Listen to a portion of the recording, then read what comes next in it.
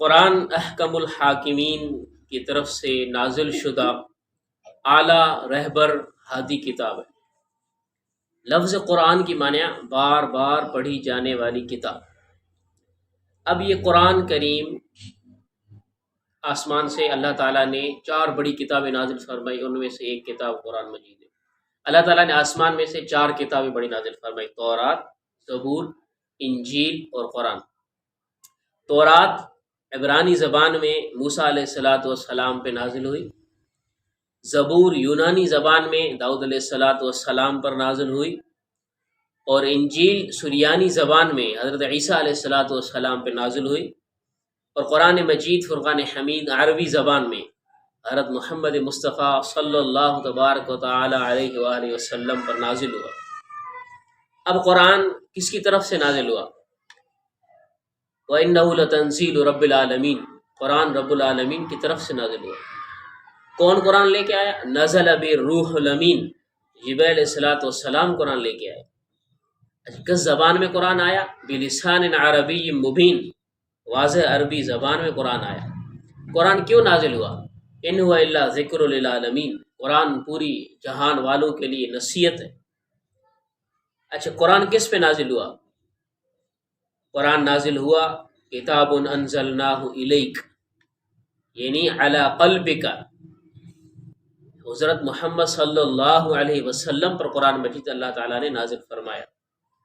ویسے تو آسمانی بڑی کتاب 4 نازل ہوئی، لیکن اس وقت دنیا میں باقی 3 کتابوں قرآن کے علاوہ کی اصل شکل میں آج نہیں ملتی، لیکن قرآن مجید کی حفاظت کا ذمہ اللہ تعالیٰ نے قرآن مجید میں خود یوں ارشاد فرمایا: انا نحن نزلنا الذکر وانا لہ لحافظون۔ قرآن کی اتارنے والی ذات میں اللہ ہوں، تو اس کی حفاظت کا ذمہ داری بھی میں اللہ تعالیٰ ہی لیتا ہوں، اس کو میں حفاظت کروں گا۔ چنانچہ آج 1445 سال گزر چکے ہیں، لیکن قرآن مجید آج بھی اپنی اصلی شکل میں موجود ہے۔ البتہ قرآن دنیا میں سب سے زیادہ جو مہذب کتاب ہے وہ قرآن ہے۔ دنیا میں سب سے زیادہ جس پہ عقیدہ و اعتقاد رکھا جاتا ہے وہ قرآن ہے۔ دنیا میں سب سے زیادہ جو کتاب چھپتی ہے وہ قرآن ہے۔ دنیا میں سب سے زیادہ جس کتاب کی تلاوت کی جاتی ہے وہ قرآن ہے۔ دنیا میں سب سے زیادہ جس کتاب کو مقبول مانا جاتا ہے وہ قرآن ہے۔ دنیا میں سب سے زیادہ جو تلاوت کی جاتی ہے جس کتاب کی وہ قرآن ہے۔ دنیا میں سب سے زیادہ جس پر اعتقاد رکھا جاتا ہے وہ قرآن ہے۔ دنیا میں سب سے زیادہ نشر ہونے والی جو کتاب ہے وہ قرآن ہے۔ دنیا میں سب سے زیادہ جس قرآن کے حافظ ہیں، جس کتاب کے حافظ ہیں وہ قرآن ہے۔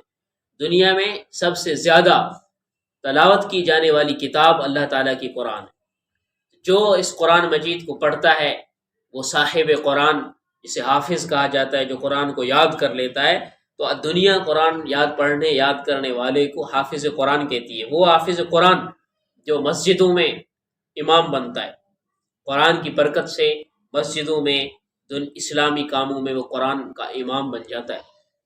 تو جیسے امام غزالی علیہ رحمہ سے کسی نے پوچھا کہ قرآن چھوٹا ہے یا بڑا ہے، امام غزالی علیہ رحمہ نے جواب دیا کہ قرآن چھوٹا بھی ہے، قرآن بڑا بھی ہے۔ تو پوچھنے والا جو ہے وہ حیران ہو گیا کہ حضرت قرآن چھوٹا کیسے، بڑا کیسے؟ تو فرمایا قرآن بڑا اتنا ہے کہ پوری دنیا، زمین و آسمان، جنت جہنم، اللہ نے ساری کائنات کو اس میں سمو دیا۔ اور قرآن چھوٹا اتنا ہے 8-10 سال کے بچے کے سینے میں بھی آ جاتا ہے۔ تو قرآن اللہ تعالیٰ کی کتنی بڑی نعمت ہے۔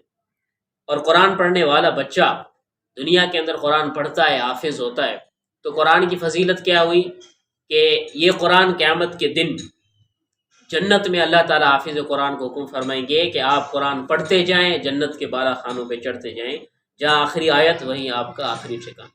یہ تو حافظ قرآن کی فضیلت ہے۔